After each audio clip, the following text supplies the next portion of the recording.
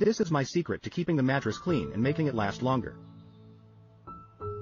Fait que malheureusement, ma vidéo, elle n'a pas marché sur TikTok, mon brouillon. J'avais fait de quoi de vraiment bien. Je vous montrais étape par étape comment j'avais lavé mon matelas.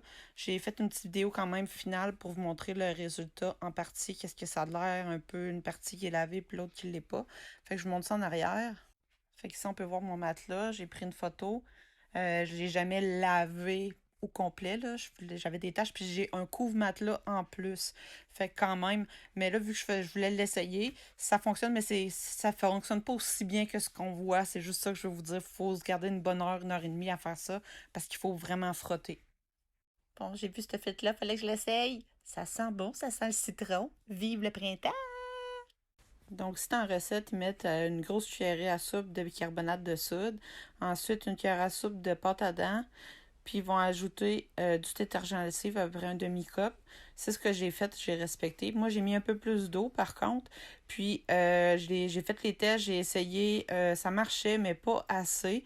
J'ai pas enroulé la serviette autour non plus, parce que j'ai peur que ça brûle. Mais je l'épongeais comme ça, etc. Puis, je laissais de l'eau quand même, pas pire.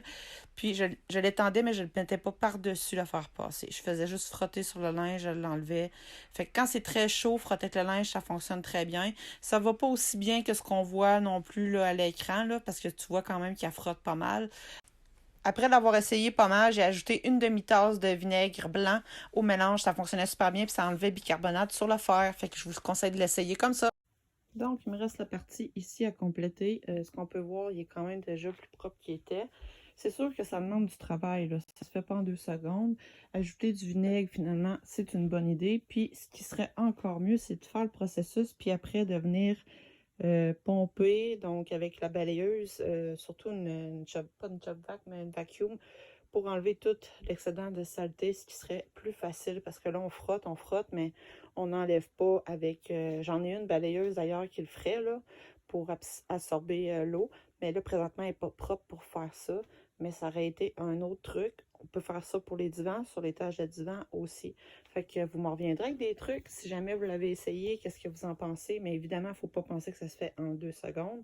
Puis moi, de toute façon, je mets un couvre-matelas toujours dessus, mais ça arrive que quand je lave, ben là, j'ai juste un drap, puis c'est là qui se salit malheureusement. Puis des fois, ça passe au travers aussi.